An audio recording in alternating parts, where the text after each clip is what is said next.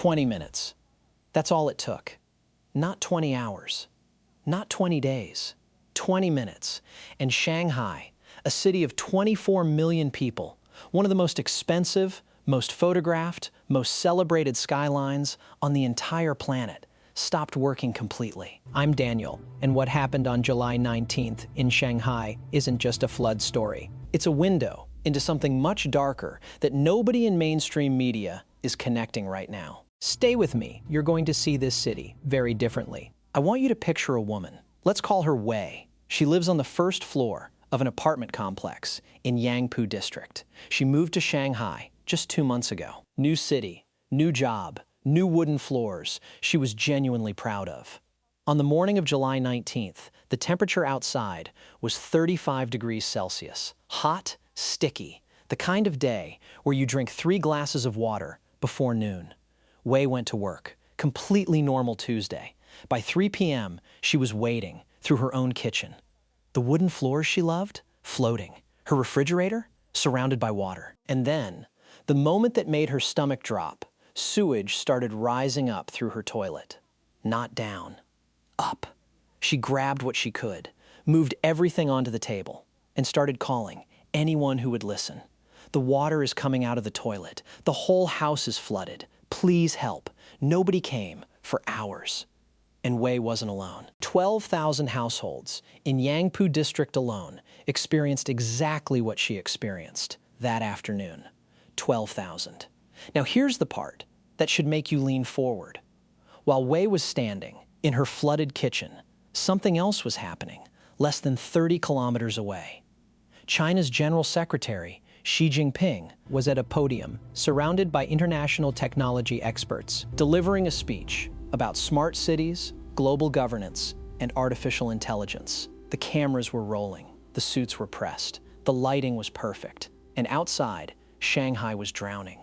I'm Daniel, and this contrast, this specific, painful, almost cinematic contrast, is the real story of July 19th. And it tells you everything you need to understand about what is actually happening inside China right now. Let's get into the details, because the details are where this gets genuinely disturbing. Here is the verified timeline of July 19th. Morning, 9 a.m. Shanghai is recording its 9th high-temperature day of the year. The Shujiahui monitoring station logs 35.2 degrees Celsius. Hot weather advisory in effect. Completely routine. Early afternoon. Clouds begin building over Yangpu district specifically. Not across the whole city. One district. Approximately 2 p.m. The rain begins. By 2:20 p.m., streets in the Wujiaosheng area of Yangpu are already underwater. 20 minutes from dry road to vehicles floating. Now here are the numbers that explain how that's even physically possible. In the Wujiaosheng area, 104.5 millimeters of rain fell in a single hour.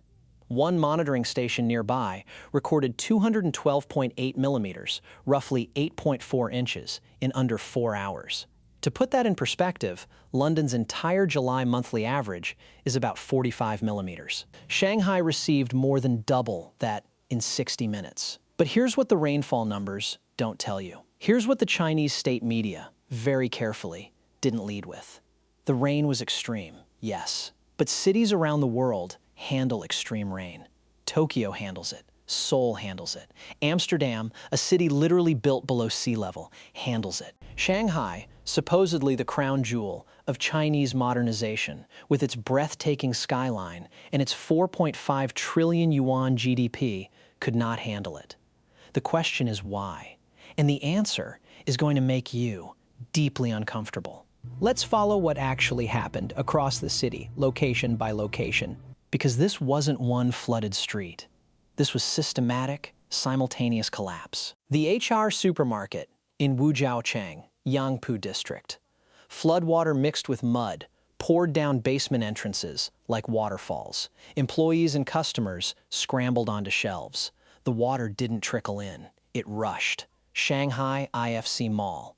Let me be clear about what this building is. This is not a local shopping center. This is one of the most prestigious luxury retail destinations in all of Asia. Brands charging tens of thousands of yuan per item. The ceiling of this mall began leaking so badly that visitors described it as standing inside a cave behind a waterfall. Shanghai Hongqiao Railway Station, a major national transport hub connecting millions of travelers. Water poured from ceilings above the platforms. Staff evacuated passengers. Trains were delayed or suspended. Jing'an Stadium entrance. Floodwater cascaded down the entrance stairs, creating a waterfall so dramatic that one resident filmed it and told reporters, "There's a waterfall at the stadium." A drainage manhole on a Yangpu street shot water 10 meters into the air, not draining water down, ejecting it upward, like a geyser.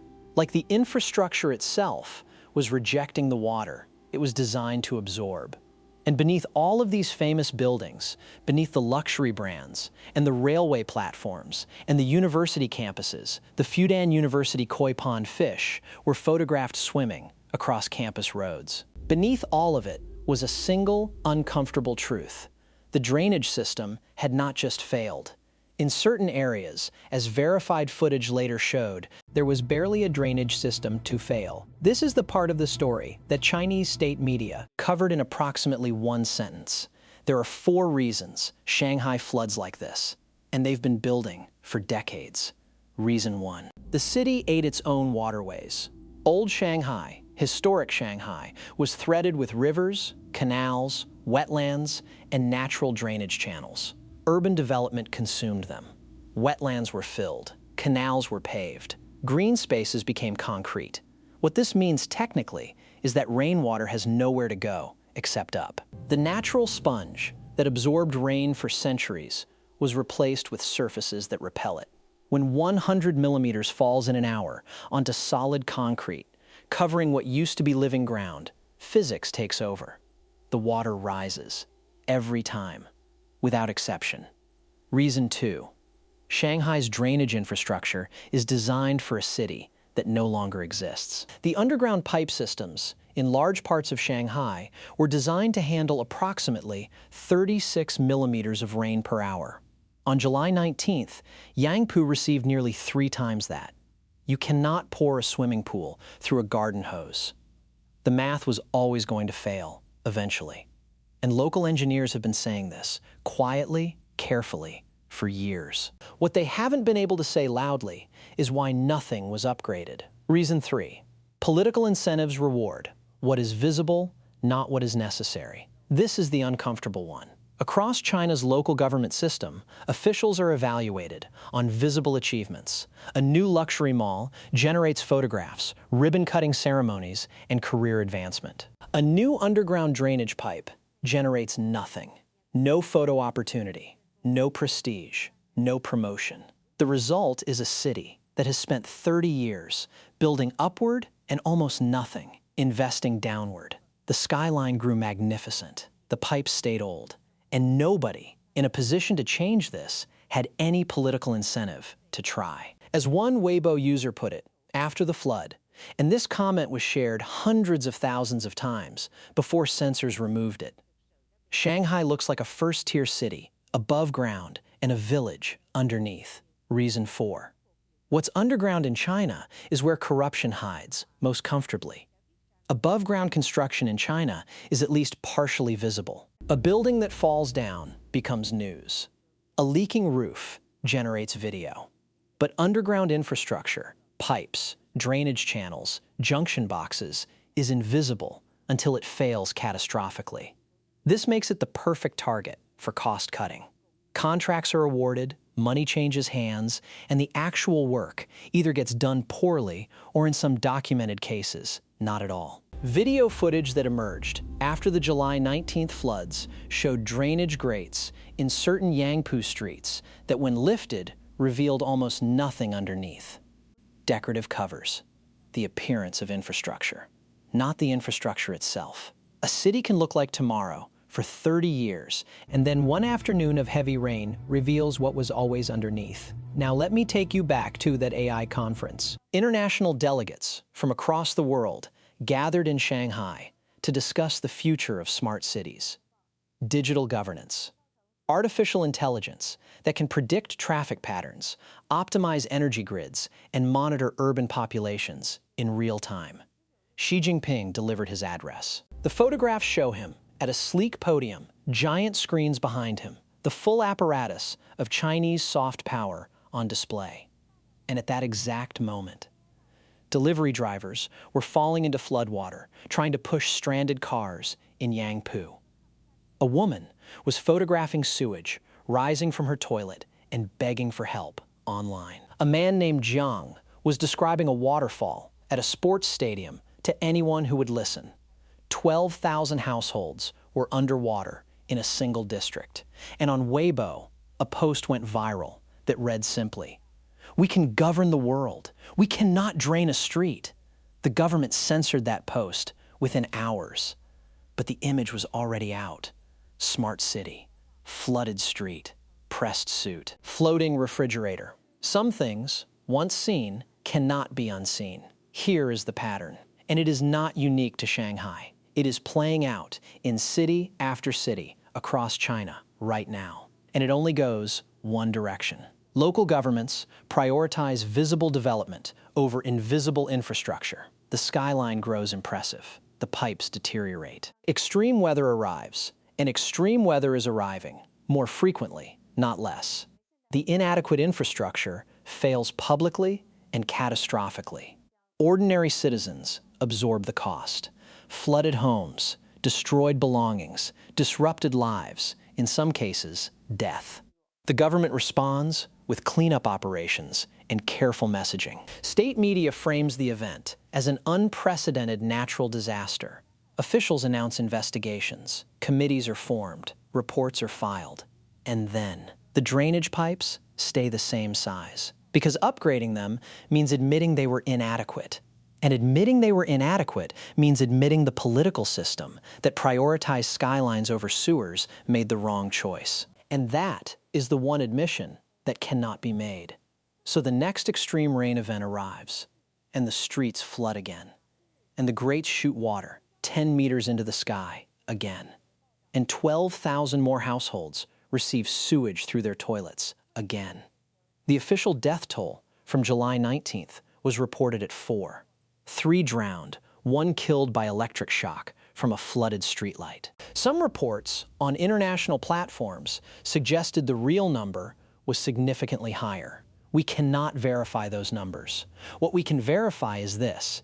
In a city of 24 million people with a world-class surveillance system and real-time data monitoring capabilities, the government's own account of who died and where took days to emerge. A smart city that cannot count its flood casualties in real time is not, in any meaningful sense, a smart city. And Shanghai did not flood in isolation. July 2025 became the month China's flood season announced itself with unusual ferocity across multiple provinces simultaneously.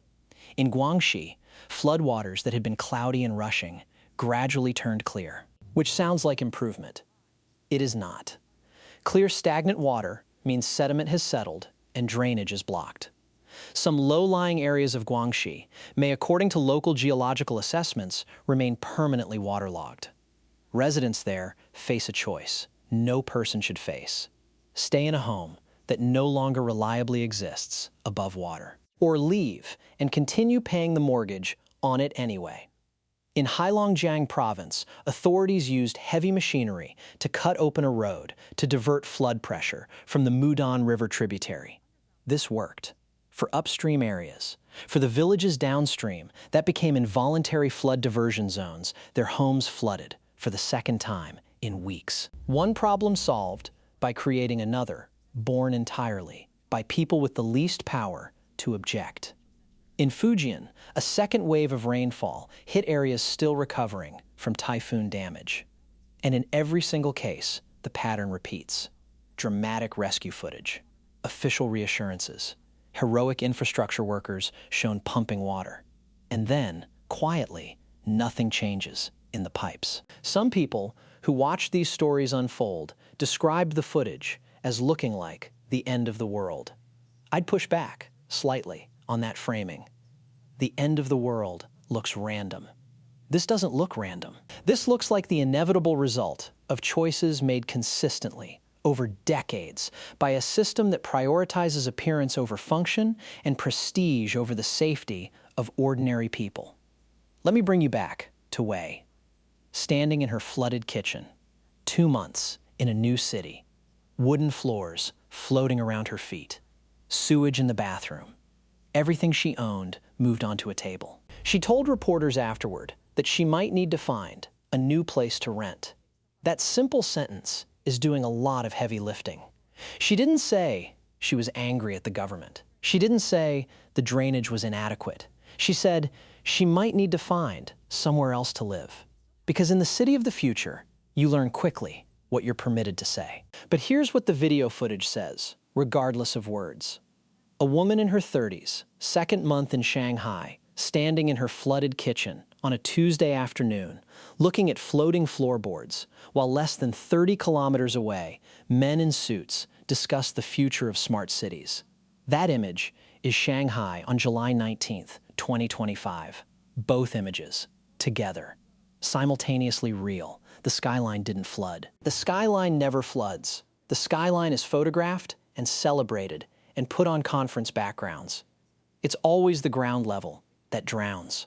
I want to hear from you directly. If you've been to Shanghai, if you live in a city where the infrastructure looks modern from the outside and fails the moment it rains, drop that in the comments, because I genuinely believe the gap between what cities look like and what cities actually are underneath is one of the most important. Stories happening right now.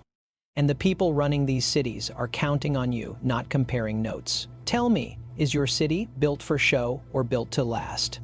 20 minutes. That's how long it took for one of the world's most celebrated cities to stop working. Not because of an unprecedented act of nature that no one could have predicted, but because of decades of accumulated choices. Choices that favored what looked impressive over what actually functioned, what generated prestige over what kept people safe, what could be photographed over what could never be seen. The rain stopped by midnight on July 19th. The drainage pipes haven't changed. I'm Daniel.